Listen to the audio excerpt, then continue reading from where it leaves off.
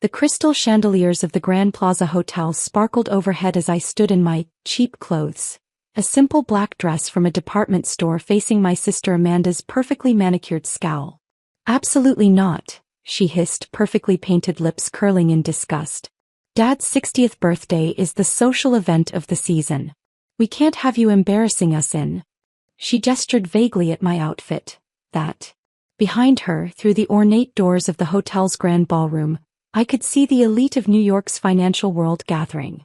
My father's birthday celebration was less about family and more about impressing his business associates, at least according to my status-obsessed siblings.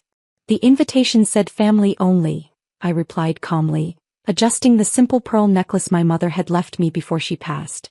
Family who understand the importance of appearance, my brother Ryan chimed in, his custom Tom Ford suit practically gleaming under the lobby lights. You look like an intern at a job interview. If they only knew that my cheap dress cost more than their monthly mortgage payments. I just didn't feel the need to flash designer labels like armor. Being the chairman of VXG Global, one of the largest private equity firms in the world, had taught me the difference between wealth and worth. Move aside, Amanda commanded when I didn't immediately retreat. We have actual important guests arriving. As if on cue, the hotel's revolving doors spun, admitting Charles Wellington III, my father's oldest friend and business partner. I suppressed a smile, knowing what was coming. Charles spotted me immediately, his eyes widening in recognition. He quickened his pace, approaching our little group with purpose. Madam Chairman, he said, bowing slightly. I didn't know this was your father's celebration. The silence that followed was deafening. Amanda's perfectly sculpted eyebrows shot up so high they nearly disappeared into her hairline. Ryan's drink stopped halfway to his mouth. Charles, I nodded, enjoying their confusion. How's the merger proceeding? The paperwork will be on your desk Monday morning, he replied. Though I must say, having the chairman of VXG Global waiting in the lobby is rather unusual. Wait, Ryan sputtered, his expensive scotch nearly spilling. What did you call her? Charles looked between my siblings, genuine confusion crossing his features. Madam Chairman? Surely you know your sister acquired VXG Global 6 months ago. Amanda's face had gone from shock to pale. That's impossible. VXG is worth billions. $47.3 billion at last valuation, I confirmed. Though we're expecting that to rise after Monday's merger announcement. The story of how I'd ended up here, chairman of one of the world's largest private equity firms while my family thought I was struggling at some entry-level job, began 5 years ago.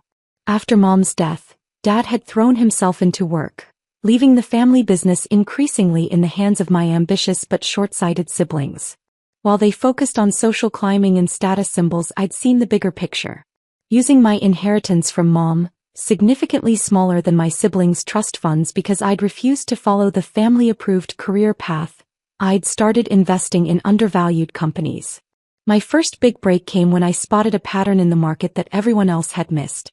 While traditional investors were focusing on tech startups, I saw opportunity in overlooked industrial companies.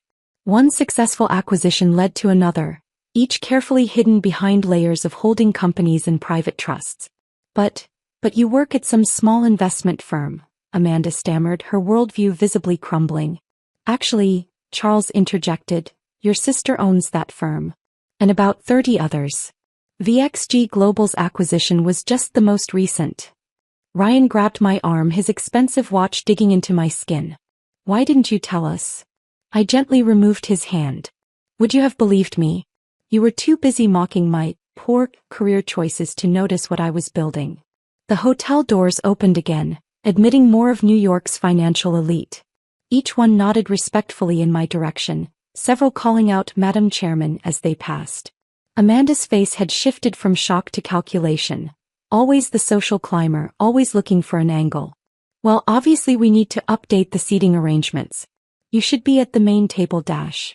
No need, I cut her off. I'm perfectly comfortable where you originally placed me, at the back with the unimportant guests. But that's near the service entrance. Ryan protested. People will talk. Let them, I smiled. Some of my best deals started in service entrances. Speaking of which, I nodded to a group of people entering through the side door. the CEOs of 3 Fortune 500 companies, all of whom preferred to avoid the spotlight. If you'll excuse me, I have some actual business to discuss. As I walked away, I heard Charles explaining to my dumbfounded siblings exactly how much power their poor sister really wielded in the financial world. Inside the ballroom, Dad was holding court near the main stage, unaware of the drama unfolding in the lobby. He'd been too busy with work to notice how his children had turned out, one daughter building an empire in silence, the others building nothing but appearances. My phone buzzed with a message from my executive team. Merger documents ready for final review. Should we proceed with Monday's announcement? I looked at my father, remembering how he'd built his own success from nothing. How different would things have been if he'd paid as much attention to his children's character as he had to their social status? Hold the announcement, I texted back. Tonight's going to be interesting. The birthday celebration was in full swing, crystal glasses clinking as New York's elite maneuvered for position around my father. From my carefully chosen table near the service entrance, I watched the social dynamics play out like a perfectly choreographed dance. Amanda and Ryan were working the room frantically, their earlier shock now transformed into desperate attempts to capitalize on their newfound connection to Madam Chairman. I could see them dropping my name into conversations, claiming they'd always known about my success. My phone buzzed again, another message from my executive team. Wall Street Journal requesting comment on Monday's merger. Also, your father's company's Q3 reports just came in. You were right about the discrepancies. I took a slow sip of champagne, remembering the real reason I'd kept my success hidden for so long. 3 years of careful investigation had revealed what my siblings' social climbing had concealed. Our father's company was in serious trouble. Mind if I join you? Charles Wellington settled into the chair beside me, loosening his bow tie. The vultures up there are circling rather obviously tonight. I nodded toward where Amanda was practically hanging on the arm of an investment banker. They still think money is about who you know, not what you know. Speaking of knowing things, Charles lowered his voice. Have you told him yet? About VXG? Or about knowing his company is 3 months from bankruptcy? Charles winced. Both, I suppose. Though the second one might be more pressing. I watched my father laugh at something Ryan was saying, his smile not quite reaching his eyes. The weight of his company's troubles showed in the new lines on his face, the slight slump in his shoulders. He built that company from nothing, I said quietly. While Mom raised us, he worked 18-hour days, determined to give us everything he never had. Somewhere along the way, he forgot that everything should include values, not just valuables. And now his CFO has been cooking the books for years, his market share is collapsing, and my dear siblings are too busy planning charity galas to notice the ship is sinking. The irony wasn't lost on either of us, that the daughter they'd tried to keep away from the party could buy the entire hotel it was being held in, while the company they were all so proud of was quietly imploding. My phone buzzed once more. Singapore office confirms acquisition of Parker Industries complete. You now control 60% of your father's market sector. Time to move? Charles asked, noting my expression. I stood, smoothing my cheap dress. Time to save the family business, whether they like it or not.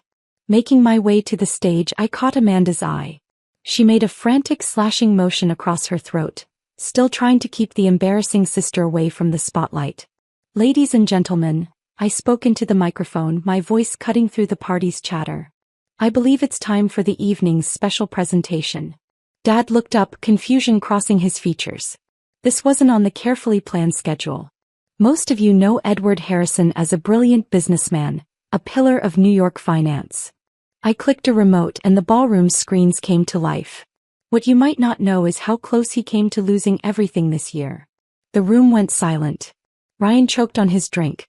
Amanda's face went pale. Dad, I continued, looking directly at him, your CFO has been falsifying reports for the past 3 years.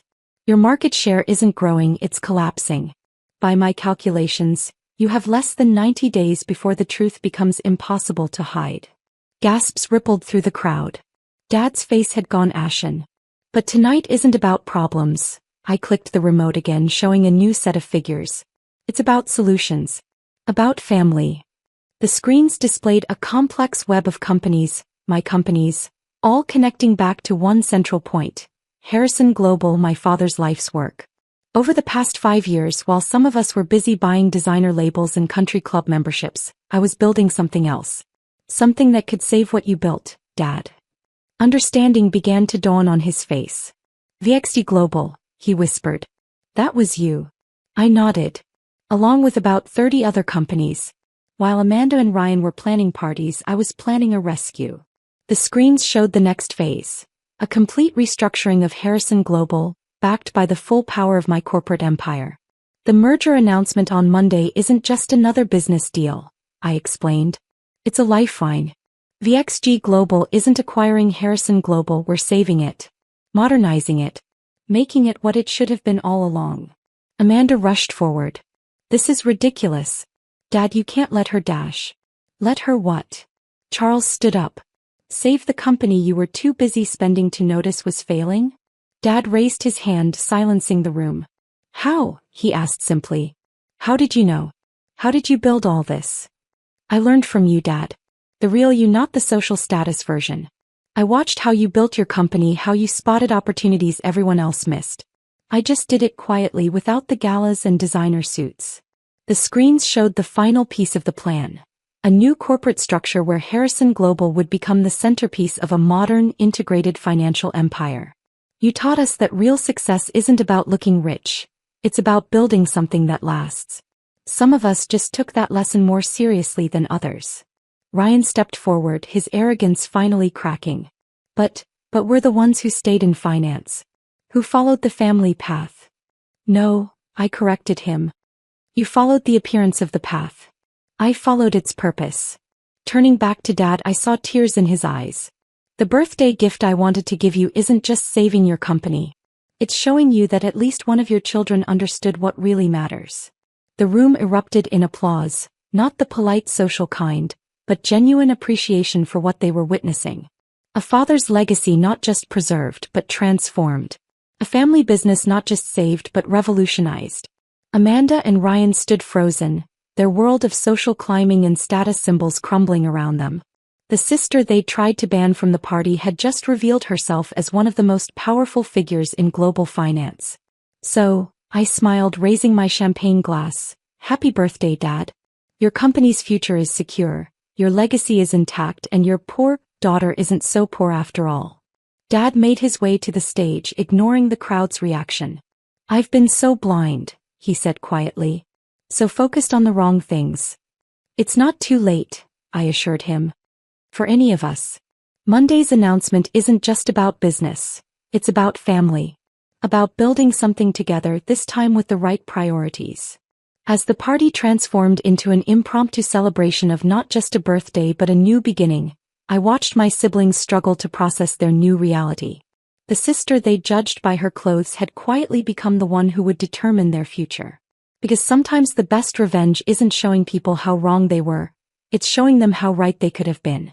And as I stood there in my cheap dress, holding the future of our family's legacy in my hands, I realized that true wealth isn't about what you wear to the party. It's about what you build when everyone else is too busy partying to notice.